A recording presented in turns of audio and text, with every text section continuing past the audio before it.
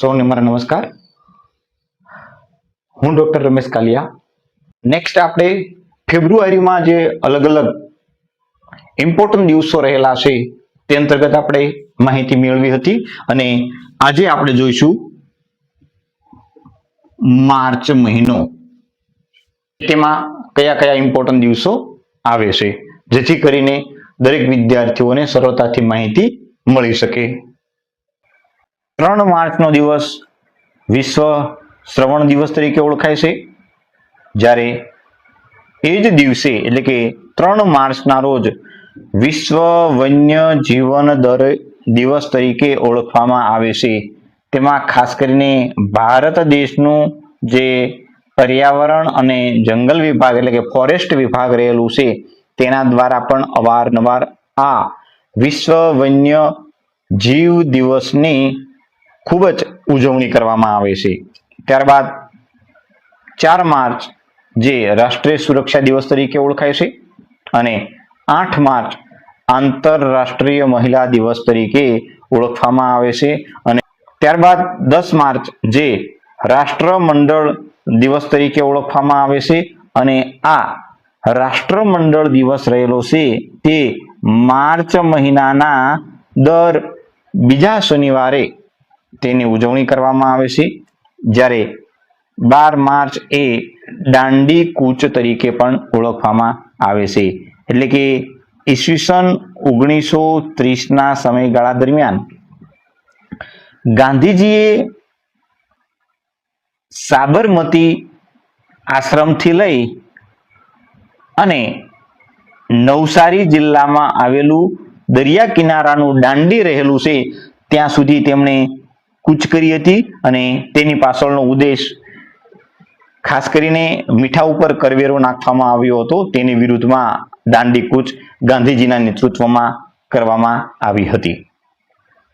આ ઉપરાંત 14 માર્ચ જે પાયથાગોરસ દિવસ તરીકે ઓળખવામાં આવે છે. 14 માર્ચ રાષ્ટ્રીય ગ્રાહક અધિકાર દિવસ તરીકે ઓળખવામાં આવે છે.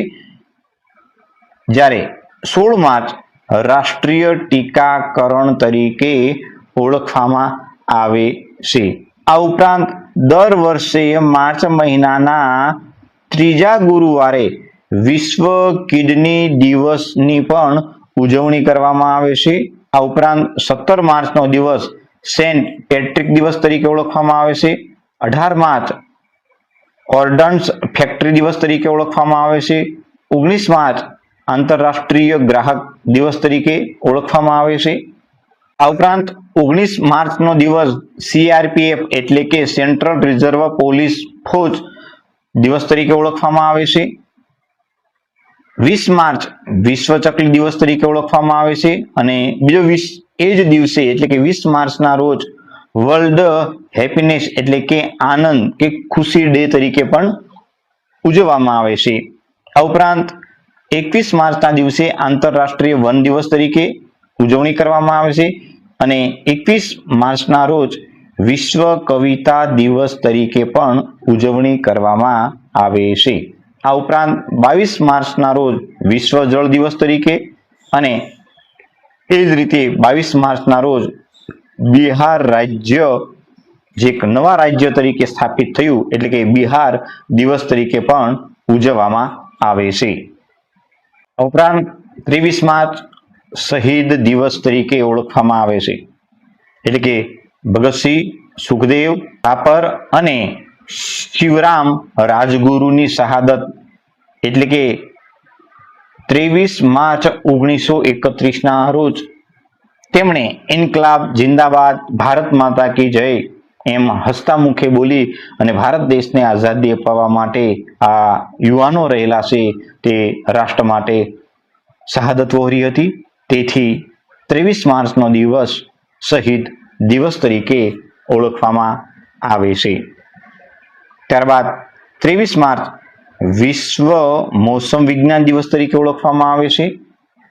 24 માર્ચ વિશ્વ ટીબી ક્ષય તરીકે ઓળખવામાં આવે છે. જ્યારે 25 માર્ચ ગુલામી પીડિતો માટેનો દિવસ તરીકે ઓળખવામાં આવે છે. આ ઉપરાંત 27 માર્ચ વિશ્વ રંગમંચ દિવસ તરીકે 28 માર્ચ સાર્વભૌમત્વ સ્વીકાર દિવસ તરીકે, 30 માર્ચ આંતરરાષ્ટ્રીય શૂન્ય અપશિષ્ટ એટલે કે કચરા દિવસ તરીકે, 30 માર્ચ રાજસ્થાન રાજ્યની સ્થાપના ઈસવીસન 1949 થઈ હતી, તેથી તે રાજસ્થાન સ્થાપના દિવસ તરીકે પણ ઓળખાય છે. આમ જો તમને અમારો આ વિડીયો પસંદ આવ્યો હોય તો લાઈક કરો અને સ્પર્ધાત્મક પરીક્ષાની તૈયારી કરતા દરેક મિત્રો સાથે શેર કરો અને અમારી આ ચેનલને સબસ્ક્રાઇબ કરો. Thank you so much.